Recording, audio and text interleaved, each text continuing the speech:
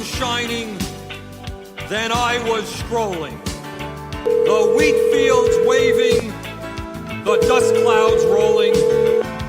A voice was chanting as the fog was lifting. This land was made for you and me. This land is your land. This land is my land. From California to the New York Island. From the Redwood Forest to the Gulf Stream border. Sorry about that, but really This land was made for you and me. This land is your land. This land is my land. From California to the New York Island. From the Redwood Forest to the Gulf Stream border. This land was made for you and me. This land is your land. This land is my land. With the Facebook and Instagram crash that's been going on. So, something's going on with Big Tech. Hopefully results in more freedom outlet. Absolutely. Absolutely. Could not agree more with that. Well, thank you, Joy. We will go ahead and let you go and appreciate you so much. Hold on, leave her. I hope you'll come back and visit us. Thank you. I'll be back anytime. Thanks, guys. Thanks, God Joy. bless. Happy sport. Happy Thank you, Fourth. Joy. thank you.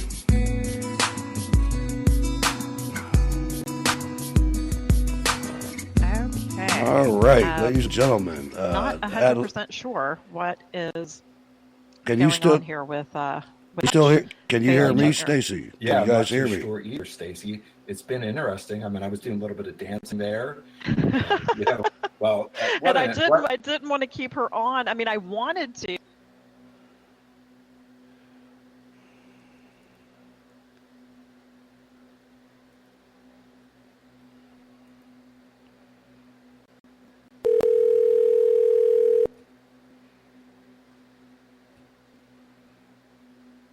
Hello, you are almost on the air. You are in the queue. We're getting close, ladies and gentlemen. Please turn your listening device down, have your first name and location ready, and we will call you shortly.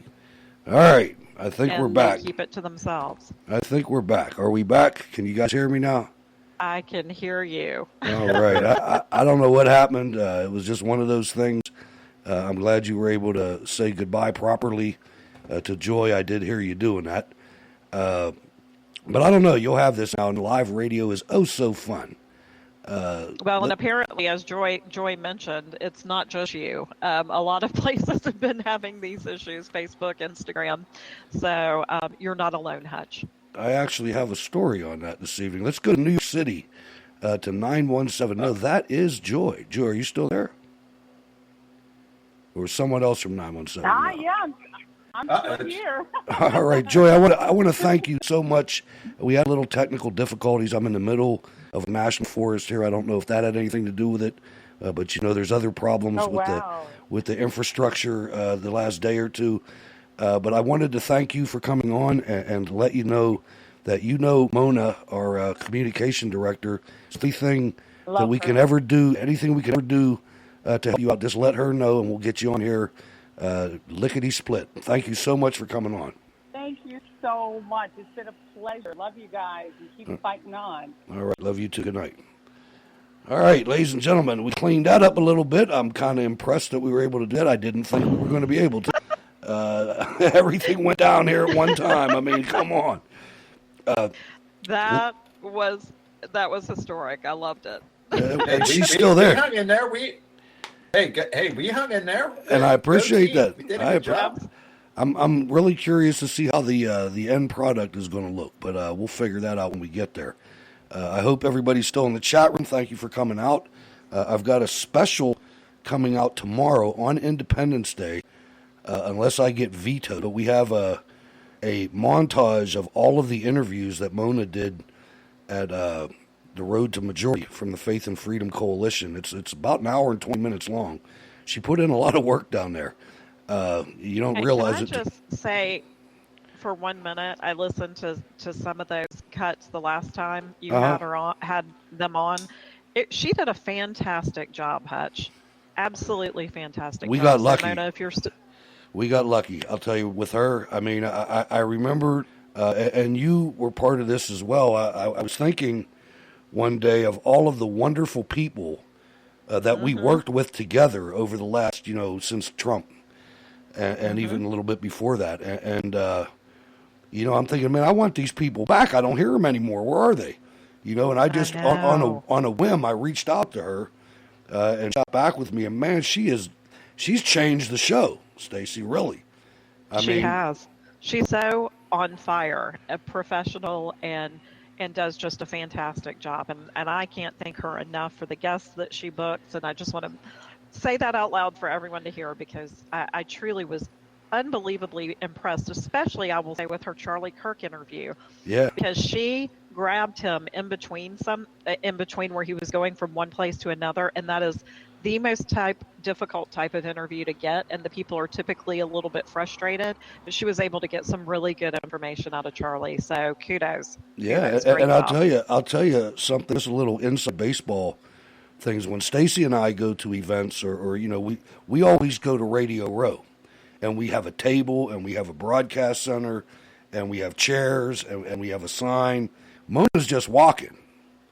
You know what I mean? Mona doesn't have a place on. She's in Radio Row, but she doesn't have a place that's hers that people can get direct to. And invite people down to sit and chat, right? Yeah, she does a great job. Did you hear her interview with the Virginia State Senator?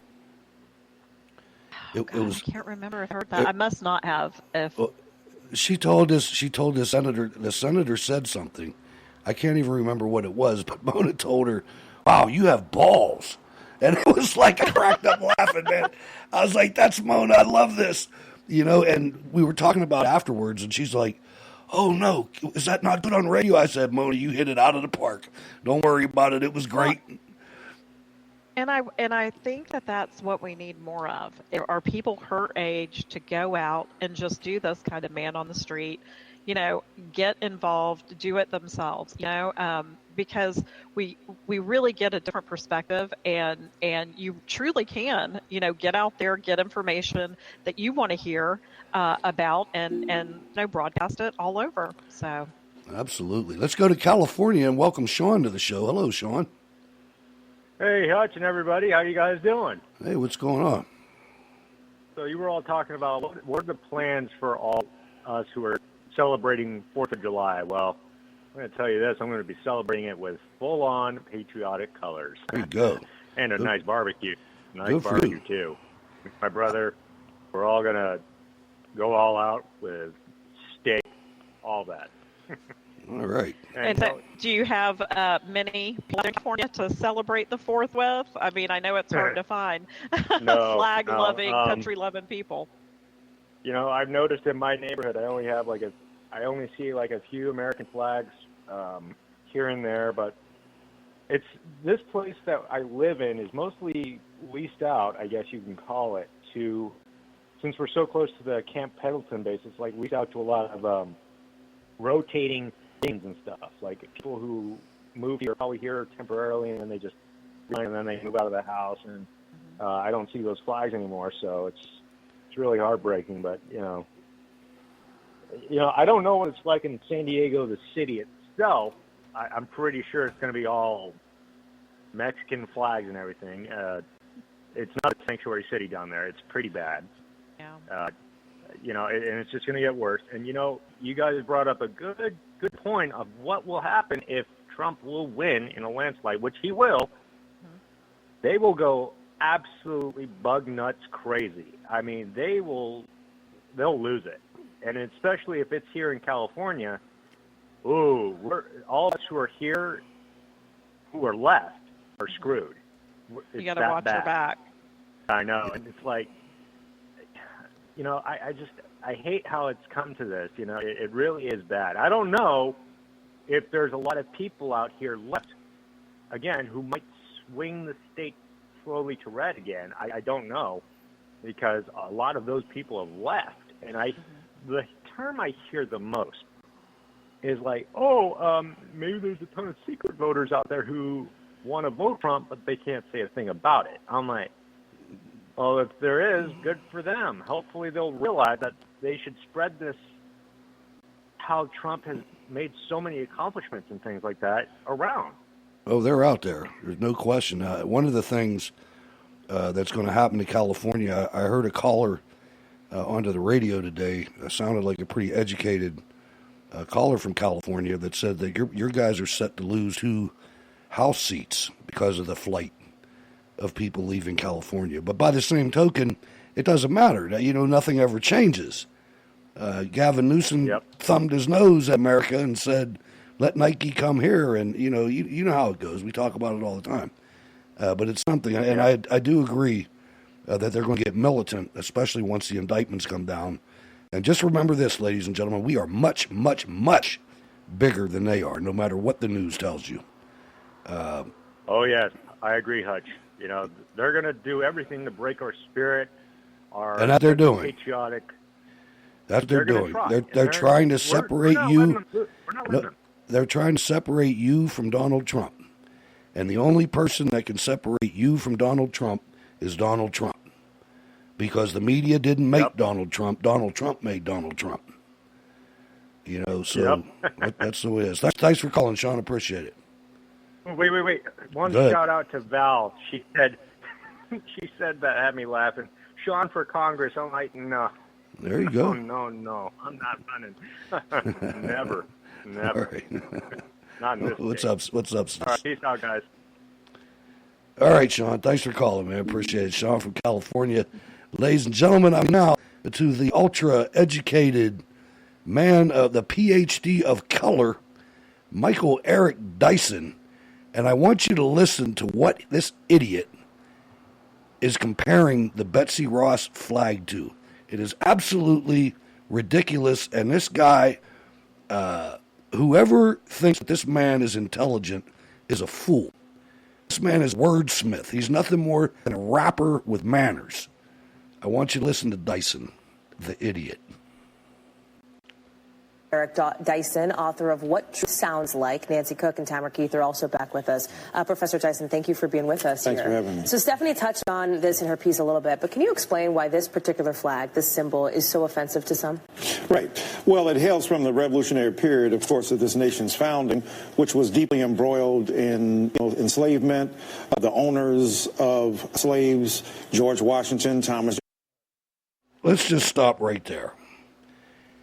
This man's vision, Stacy, of the American Revolution is about enslavement. It's about slavery. I mean, can you imagine that? I mean, this is, and just so everybody realizes, Michael Dyson earns his money off hating white people and categorizing his flock as victims. It's sickening. Yeah, I don't, as my dogs go nuts in the background, so apologies for that. But, I don't recall, us declaring our independence being about slavery. Am I wrong about that? No, and that's my point. I mean, slavery wasn't even an issue at the time. But let's let him continue with his genius. Jefferson and the like, but also it's the recent use of this flag that has been most opprobrious. Right-wing white supremacists have used it as a rallying cry. Right-wing white supremacists. Have you ever seen a right-wing white supremacist that wasn't on the Jerry Springer show? That was clever, wasn't it? Where is this guy living at? Is he in a time machine? What kind of medication is he on? Hey, it gets better. What's going on? It gets better. For their own cause. And none of these flags are kind of set in stone, right? It's depending upon the culture in which you live, the moral ecology of the time. So right now, this flag has been used by people who want to pummel African Americans, Latinx, Jews, and other people, neo-Nazis who want to claim that they have their true copyright. Stacy, neo-Nazis now? Neo-Nazis? That flag? Yeah. That flag? Well, any of them. Put on the Nike shoe? No, he said any of them. He said any of them. It's not just that one. It's any of them. Anything that's an American flag. It's absolutely 100% ridiculous. And he's a doctor? Yeah, he's a PhD. This is what our colleges have produced. And he is one of the top race hustlers, black studies professors, or whatever they call it. Let's let them go. An American identity. So why not choose a flag that is representative of everybody? The diversity of identities, ideologies, and people of color and mainstream people who happen to exist in this country. That's the kind of blowback against the use of this particular flag. What do you make of those who say, listen, why let the sort of right-wing white supremacist groups win? They're trying to convince you that we're all right-wing, white supremacists, white nationalists, which I am a white nationalist in a literal definition of the term, which these people seem to really screw up. He can use a lot of 3- and 4-syllable words, but the nation's, what do you say, is race ecology or moral ecology. This guy can't even speak English. So let's let him tumble some more. Reclaim the flag, if you will. That would be beautiful. I don't hear anything coming from the right about that. I don't hear them going, hey, this is not. And you think the onus is on the right to do that? Well, yeah, because the left is responding. They're saying this flag is problematic. They're giving their interpretation. It's similar to what the Confederacy has done. They lost the war, but they won the battle of interpretation. This is waging a war of interpretation on the landscape of American popular culture for the collective mindset of America. And people have their right to weigh in as they choose. America does not have a collective mindset, Mr. Dyson, Dr. Dyson. I gotta tell you, I'm a little bit lost with all the circles he's talking himself into. Isn't I he? don't even understand what he's saying. I mean, it's so American flag now is synonymous with racism. Yeah. And we, Not- what an idiot. It's white supremacism. This is what I mean. He is an academic rapper. He doesn't say anything. I know. I literally had a hard time following that circle that he was talking himself into. Oh boy, we got 3 more minutes. But the reality is that this flag has represented something that is offensive and appropriate, and if people want to reclaim it, then do so. It's like the argument about the statues. The statues are there for education. I don't hear people talking about Robert E. Lee as a moment of educating us about the of white supremacy. So were that to occur, it would be great. It just hasn't happened. What about the argument that some have made, this is PC culture run amok, if you will? If Nike wants to put this flag on their shoe, why are people so upset about it? Yeah, because, words matter, symbols matter, too. Why don't we wear a swastika for July 4th? Because, I don't know, it makes a difference.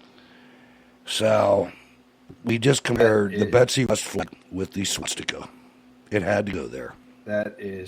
It just had to be ridiculous. And of course, this is all to get attention. This is all to get people riled up. This is all to get the same old story out there. All, right-wing, Nazi, all the buzzwords. They're all coming out in this diatribe. Those doggone colorless people. The cross burning on somebody's lawn. Why don't we just have a Nike, celebration of the cross? Well, because those symbols are symbols of hate. So we can take PC culture back. It's amazing to me that people who cry the loudest about PC are the ones who didn't show up when the first occurred, who didn't defend the people who were victims of white supremacy or racism or sexism or misogyny, but now pop up and say, hey, let's not be too PC. So, if you ain't fought the Democrats. battle, if you have... Yeah. Robert E. Lee. A Democrat general. This is the part that the truth, man. The truth gets them every single time. Let's let him continue. Celebrated process, you can't acclaim the product. So at this point, I think people need to be honest Celebrated the about it and say process, you it's not a can't matter get of the PC. product. There are many people within communities of color who understand complexity, complication. You can't have it the way you want it. But something so glaring and so apparent, that has to be dealt with. Stephanie Goss touched on in her piece Colin Kaepernick's reported role in all this. And Colin Kaepernick is somebody who President Trump has looked at closely in the past as it related to kneeling at the NFL games during the national anthem. We have not seen the president about this. He is somebody who has sometimes leaned into these culture wars and tried to use them to his political advantage, I think it's fair to say. In this instance, he's really stayed out of the fray here. He's been busy. That's also true. Well, and that isn't to say that he won't weigh into it at some point. I mean, this is people from his campaign certainly have. This is one of those members of Congress. Certainly members of weighed in. Congress. Right. We saw. All right, I can't take any more of that. But anyway, you guys get the drift. This is what's being spewed on MSNBC, and I don't know, man. It's just something that it boggles the mind. To hear the continuing down the road, like you guys said, I mean, it's right out of the past. It's something that's being dealt with right now. I mean, it's unbelievable. But the New York Times chimes in too. Their opinion tweet: "The myth of America as the greatest nation on earth is at best outdated and at worst wildly inaccurate. If you look at the data, the U.S. is really just okay, Stacey." This is the paper of record, the New York Times, on the day before Independence Day. And again, showing you exactly who they are. Just completely anti-American, running that opinion piece the day before the 4th of July, and essentially saying, America is just average, and that is simply not true. So I don't know the data that the columnist was referring to, but it's hard. I think you'd be hard-pressed to find another nation who has done as much good as we've done around the world, and how people on the left continue to just not appreciate this country. And like you said at the beginning of the show, just show how anti-American that they truly are. It's beyond me. And the good news for all of us, I think, for 2020 is that it's beyond the majority of Americans. Hutch always talks about waiting one more generation. If they would have just waited and nominated Barack Obama, and after Trump is finished in 2024, they would make it a lot further. But they've swung so far left that I think it's going to wake a heck of a lot of people up, and they're going to have an uphill climb again. No, you're right. And you could ask Sal. The minute Barack Obama came on the scene, I've been on the radio damn near every night since then. You set something off in me when you do this. And now, thank God for Barack Obama. If it wasn't for Barack Obama and losers like John McCain, Bob Dole, and Mitt Romney, we would have never known about any of this stuff. Those guys, if any one of those would have got into office, it would have been like the frog that's in the pot of water and then you light the fire under them. It would have been too late to get out. They blew it. We had divine intervention, and we better damn sure make use of it. Now, Sal, I'm going to play a clip from Democrat Representative Beyer on the Trump's July 4th celebration. He calls the president the most insecure man I've ever seen. And I want you to remember that Dwight Eisenhower, on his inauguration, had badass tanks driving up and down the street. Richard Nixon had a military parade on July 4th. Bill Clinton had flyovers and everything else. But, if you look at Representative Beyer, this never happened in American history.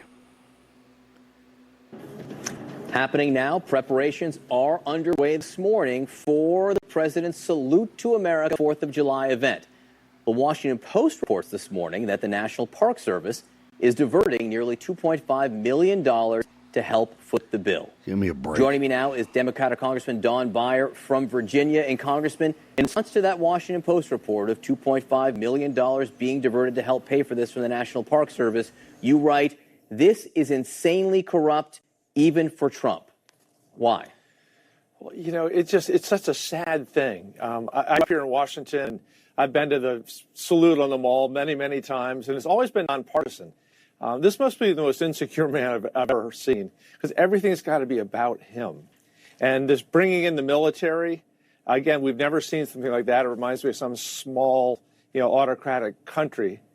And there's all kinds of actual infrastructure worries. We see the Post that $8.5 million are set aside, but I know they're very worried about putting tanks above the cabinet rooms below the Lincoln Memorial. Give me a break. All the D.C. City Council is worried about the tanks on our city streets. They're worried. And then the untold amount of money that it's going to cost to fly all those jets and helicopters overhead. This is way different than any time before. It is different. Certainly, he had a military parade, but he didn't speak at it. There are a couple of issues here. You bring up the cost and you bring up the partisanship. Let's split those apart for a second. What makes it inherently partisan in your mind? Well, even Nixon, 1970, was the last time that a president was in any way engaged in this. And he sent a video from the West Coast, from California, So it's just hard to, it's never been about Democrat versus Republican, but putting Donald Trump in the middle of it with the speech, with the podium, and the steps of the Lincoln Memorial, it inevitably makes it about making America great again. Even the whole notion that the RNC... Doesn't that suck, making America great again? ...is giving out tickets to givers to have the select seating in the front. Again, that's nothing that's ever been done before. And I know this is a hypothetical, and perhaps a hypothetical is difficult to imagine given his history, but what if he gives a completely nonpartisan speech? Well, that will be a good thing, and I celebrate that.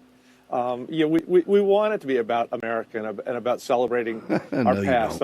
I like my hometown of Falls Church, where everybody gathers to read the Declaration of Independence. That seems a much more fitting way to go. Now, you've also suggested that if the president wants to do this, he should pay for it himself. Are you being serious? I am being serious, although don't expect. I mean, he still owes the city $53 million from the inauguration. But I'm just trying to make the point. So, hold on. I just had to stop there, Sal, for a second. So, is the president supposed to pay for his own inauguration now? Is that what we're talking about? Are we talking about if we're going to have a celebration that celebrates America, by the way? The president's supposed to pay for that out of his own pocket? The jets that are going to fly over, those airmen, those pilots are already being paid. The jets are already ours. So are the tanks. The soldiers in the tanks are already being paid. The people at the park are going to work overtime on July 4th every year. Not just this year. This doesn't make any sense. The only thing that we're going to have to pay for additionally would be the jet fuel. And since the United States is the biggest exporter and producer of oil and fuel products, we could probably get it at a discount. And I stole that off of Rush Limbaugh, for those of you that are cherry picking. But what do you think, Sal? I mean, is this ridiculous?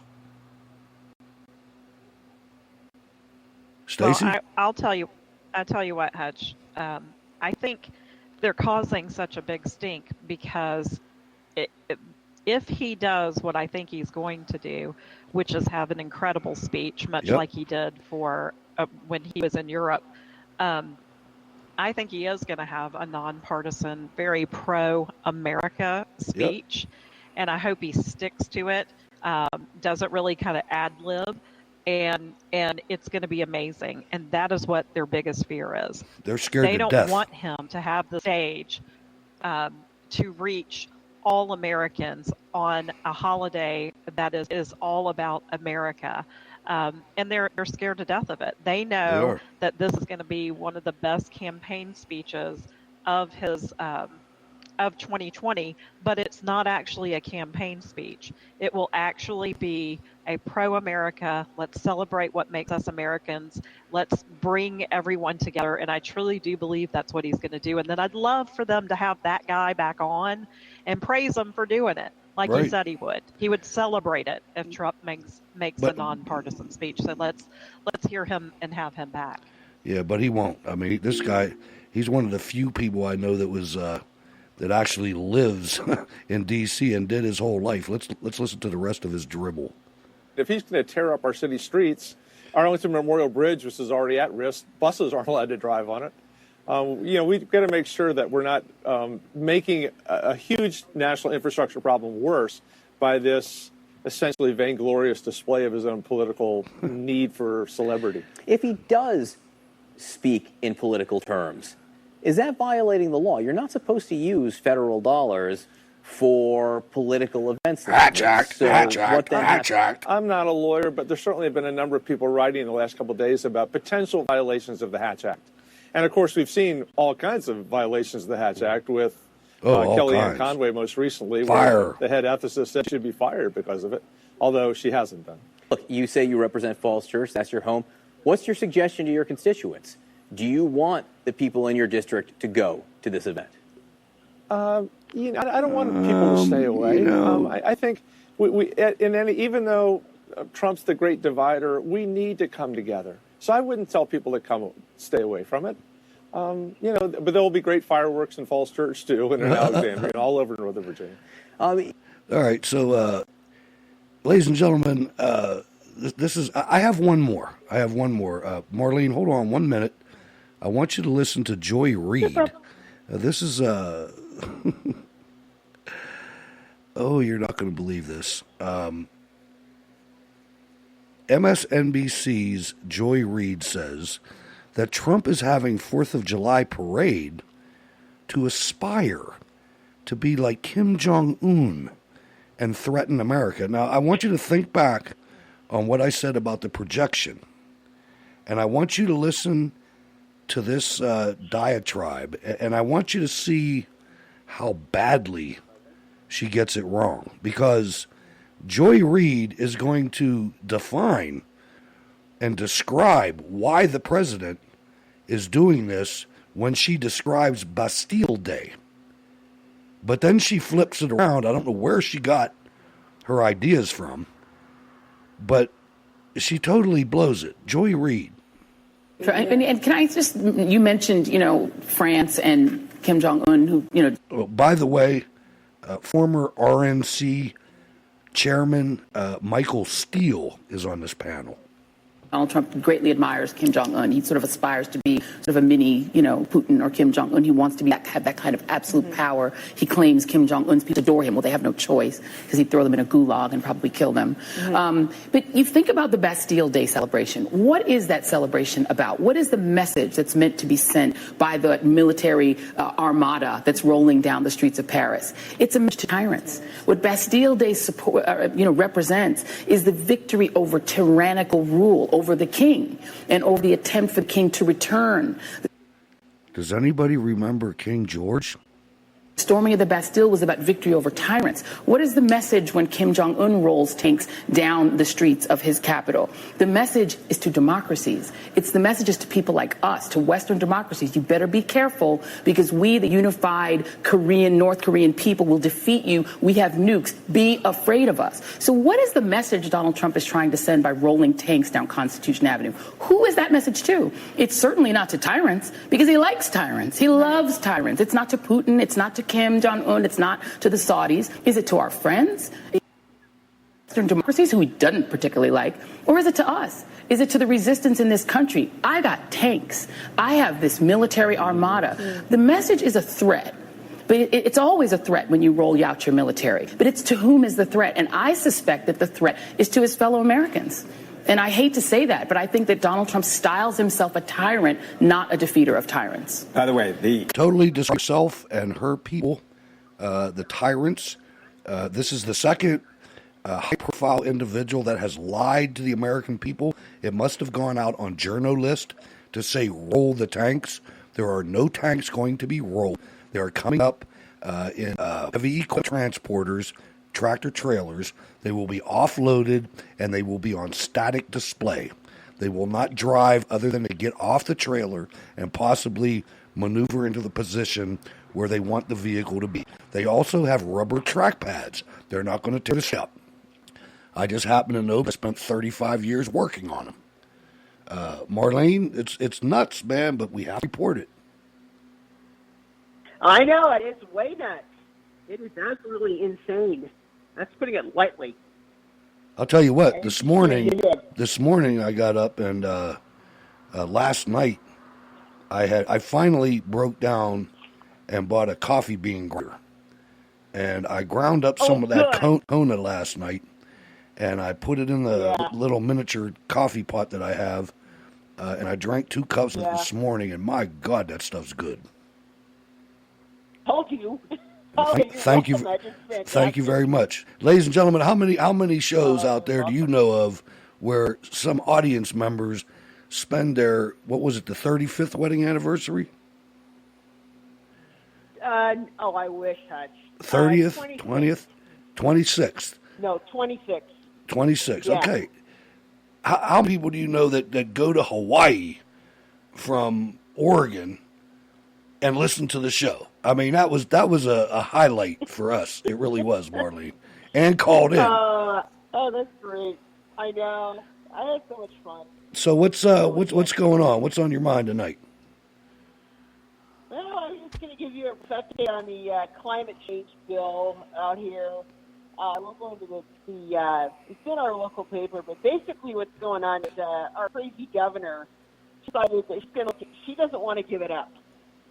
And she's talking to various committees, and she figures if she can't get anything worked out, she's going to look into executive privilege. And I'm thinking, that figures, Kate. You're such a wackadoodle. That just figures. I guess. She's nuts. And I wasn't really. And I also. Go ahead. Good. No, I'm sorry. Go ahead. That's okay. I also wrote an email. I was listening to a Doug Ducote video, and he did about a 10, 11-minute diatribe, which was actually pretty good, about how bad things are in Portland and how the police force there didn't do anything. They didn't do jack crap, basically. They just stood by, and I thought, well, I decided to write Mr. Wheeler an email, and I basically told him that I just said I was disgusted with him. Well, what And I'm about, like, don't you think that the chief of police, now I think you told me that he's also the commissioner, or somebody told me that he was also. I actually read that in one of the articles. But don't you think that the chief of yes, I police, got like one. the uniform guy, don't you think he has some responsibility for that? I mean, I do. I don't think anything.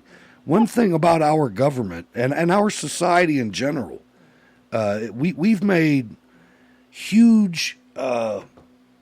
We've taken a lot of steps to ensure that no one person is completely in charge of anything public. In other words, mayors can be impeached. The whole gamut of things. When the secondary leadership, like chief of police, he should have said something. He should have gone on Fox News. No, but he didn't. No, I know. But he didn't. So is he a political appointee? And I guess, Probably yes, is. he is the police commissioner. Apparently he is. Can't remember which spot I read that. I believe it. it. Oregon Live, but anyway. I believe it. I mean, how else could you get away with this? You know what I mean? I can't imagine. I know. Pittsburgh's police chief, as communist as Pittsburgh is, and Sal, I'd like your opinion on this, because you know about Pittsburgh anyway. I don't see that happening without Pittsburgh's police chief and probably attorney general, the county attorney general, losing their minds if the mayor tried to do something like that, tried to tell the police, you cannot defend people getting attacked by communist terrorists. Yeah. What do you think, Sal? Exactly. Is your mute button on, brother? I can see you knocking, but I can't hear you. All right, I don't know what's going on with Sal, but he got a microphone problems. Yeah, I don't or know something. either. But yeah, it just blows my mind to see that kind of thing. I know. How's It does. what's the situation like in the neighborhood? I know you're not that close. How far from Portland are you? I'm actually 2 hours south. Okay, so you're real far. If you look on a map of we're 2 hours south. All right. Well, what about Eugene? What do they think about it in Eugene? I mean, you got to be talking about it. A lot of them. I don't think they. I think most of the typical liberal crony freakheads around here. Most of them are probably. They're probably right in there with them. Okay. Well. I mean, I'll admit I don't like to talk. I try to talk politics when I'm at work if I can get away with it, and I do. But I think in general, they're right with Antifa. They think it's great. Wow. And it's hard. I know it's hard to argue with a leftist, especially when they get a hold of one of these emotional issues. I know one of my best friends, my battle buddy. Oh yeah. They get swayed.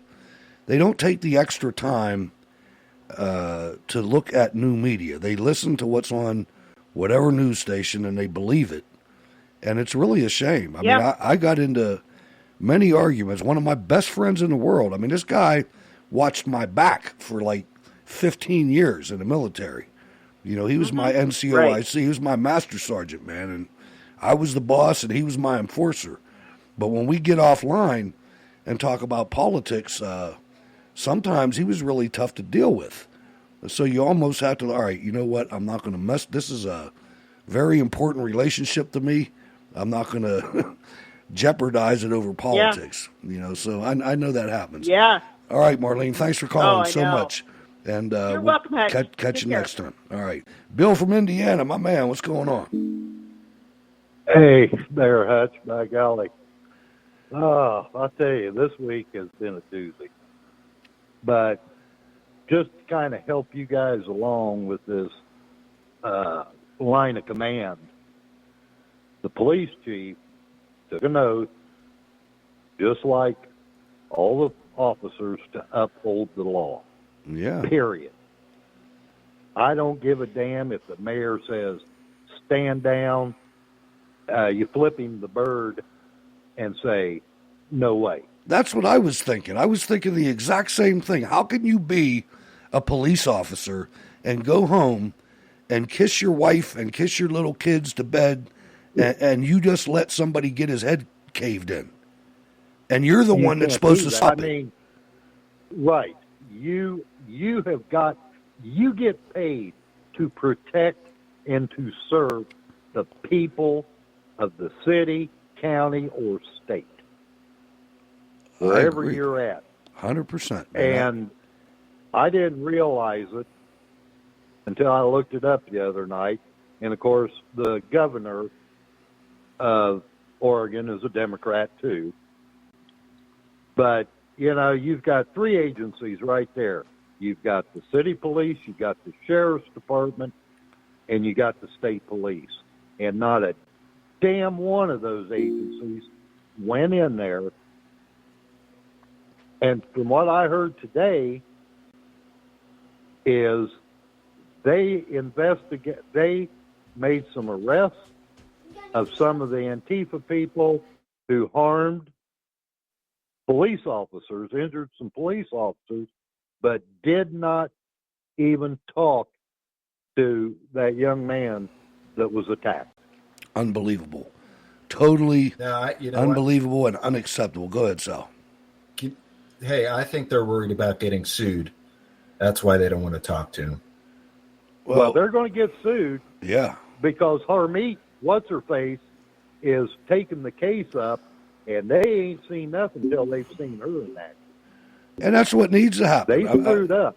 This needs to happen. How Yep. far are you from South Bend?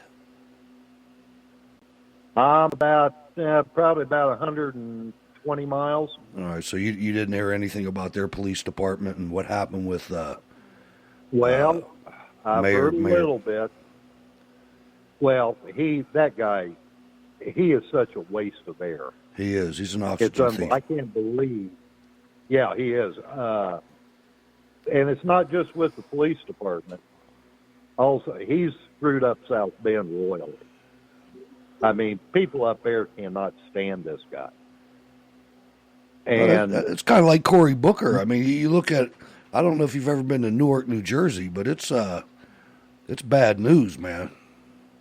And he was the mayor I've there. heard it was.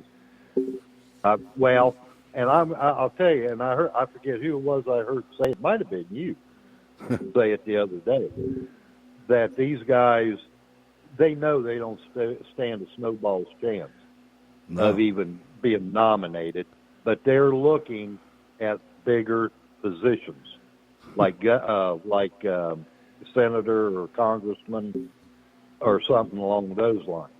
Yeah, there's nothing like getting that publicity. Absolutely. Right, exactly. And you know, Buttigieg has raised quite a bit of money for him. You know, I think he passed Bernie up.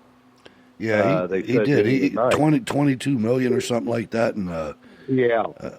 you know, one of the things to pay attention to, guys, is there's other positions that are being manipulated out there by Soros and his band. One of them is secretaries of state of the states. Yep. He's made an effort to recruit communists for those positions because they're the ones that decide elections. And he's also made inroads into district attorneys. So what they're doing now, people, is that they are trying to, the public opinion thing is kind of falling through the wayside. So as they did with the Ninth Circuit Court, they're trying to do this. They're polluting. Did you ever wonder how these decisions get made when the president wants to put a question that has been on the census before, questioning citizenship, how that gets struck down, how a travel ban from terrorist sponsoring nations gets turned into a religious question, and it gets shot down. These courts have to be eviscerated. We have to do something with these courts. And Bill, thanks for calling, man. I appreciate it. Oh, yeah, man. And hey, I sent you a email. If you get a chance, listen to that, because it'll explain a lot of things. It really opened my eyes to a lot of things. All right, I'll do that, and I'll counter it with, if you go on Steel City Resistance to the Research Room and watch Cultural Marxism. Cultural Marxism. It's a 90-minute documentary.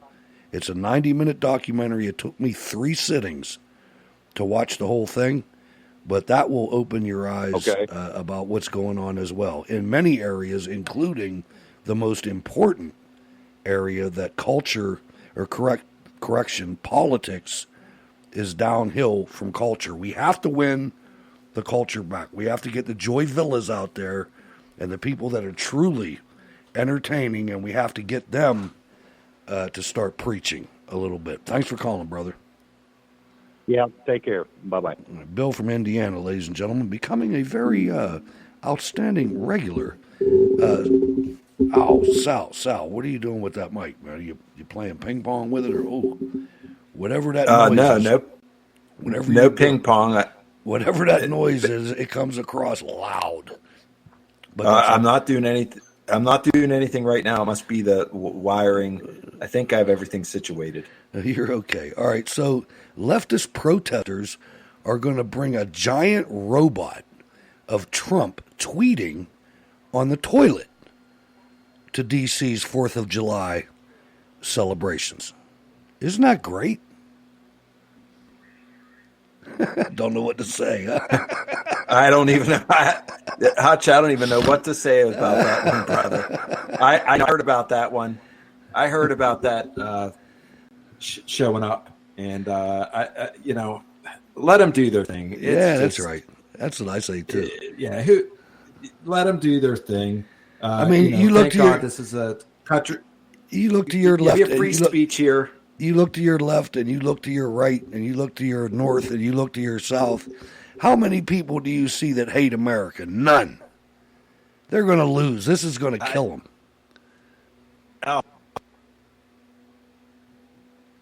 This is going to wipe them out. I don't know. Our connection is not good, and it's probably because something that's going on here. I'm trying to find it.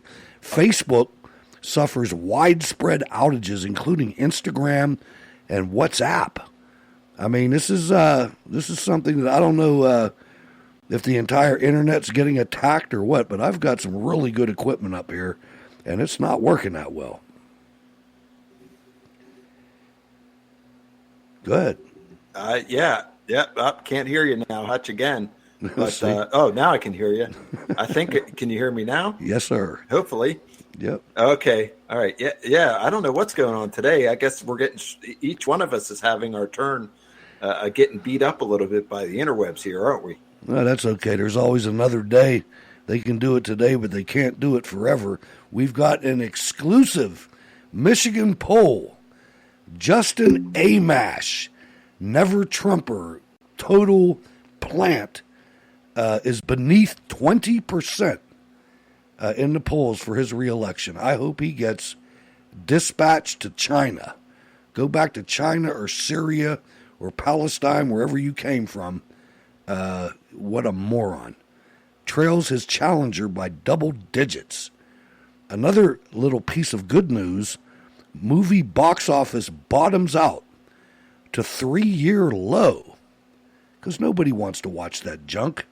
Nobody wants to see a movie, and every single movie that you put out, you have to push the homosexual agenda and the pedophilia agenda. Nobody wants to see that.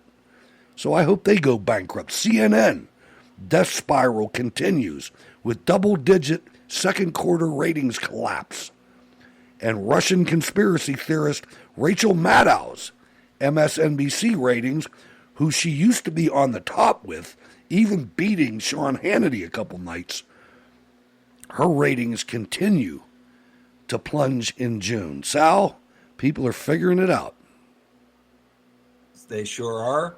I think I maybe talked about this in the chat room. I keep an eye on these things because you have to know what your enemy's saying. And I hate to call them an enemy. They are, though. But they sure don't. They don't like America. And they think you're the enemy. They think you're more of the enemy than North Korea. Believe me. And like I was trying to say this before, but Mike wasn't. They want to tell us how to feel. They want us to tell us how to think. They want to tell us how they see things in their eyes, and it's completely inaccurate. It is, and everything they tell you is what they're doing, and I can't emphasize that enough.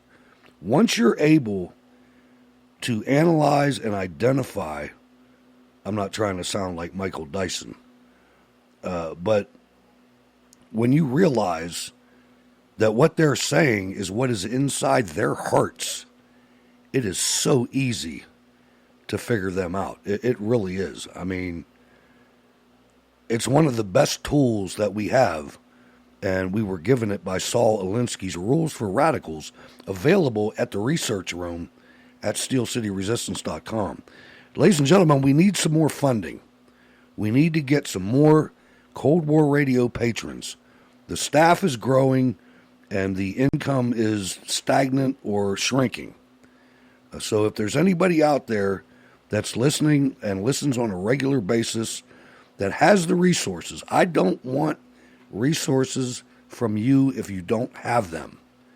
But if you do, we could surely use some help at Cold War Radio, no question about it. Now, we've got a special coming on tomorrow night. Tomorrow night at, I didn't decide when, I guess I ought to say what time. Let's make it 7 p.m. Tomorrow night at 7 p.m. No, make it 8 p.m. Tomorrow night at 8 p.m., we are going to run SE number 1. One of the things about Mona is she pushes me. And from now on, anytime we send Mona to an event, we are going to compile all that, make a separate episode out of it, tag everybody that was interviewed, and run it like a show. Well, we're going to do that tomorrow. It's about an hour and 22 minutes at 8 p.m. So if you have a Jones for Cold War Radio, you don't know what you're going to do on July 4th, now you know what you're going to do. And it'll be downloadable and everything else. She did a wonderful job for us, for you. I mean, you guys sponsored her, and I want to thank you very much for that. It is money well spent. Incidentally, the interview tonight came from that. She wasn't able to get her right there on the spot, but she got a commitment for Joy to be on the show tonight. And there's another interview on Wednesday that we have, and I don't have the details. I've had to close all the peripheral programs that I had running. In other words, I can't see the chat room.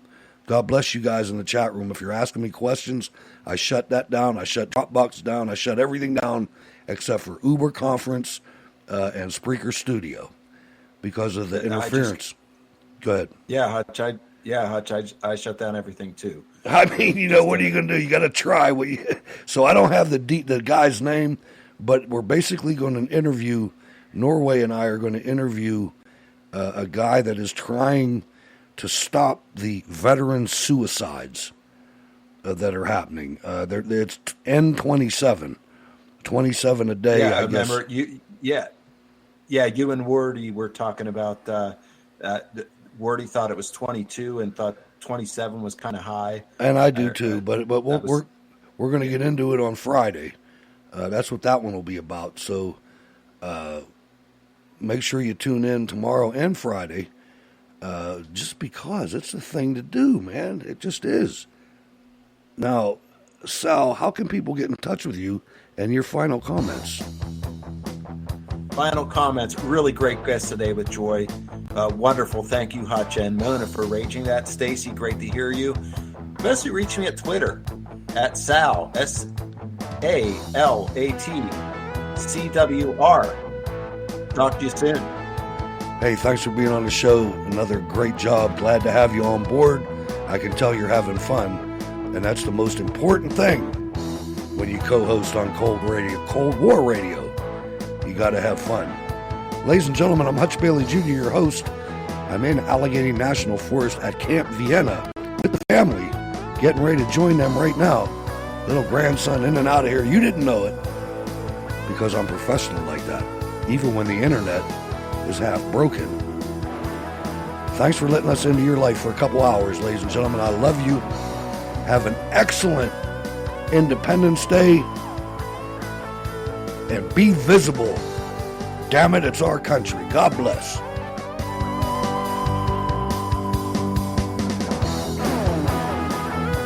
Jacob Seals, ladies and gentlemen, go to rsbn.bandcamp.com. They are also providing coverage tomorrow in D.C. Check it out on YouTube. See ya.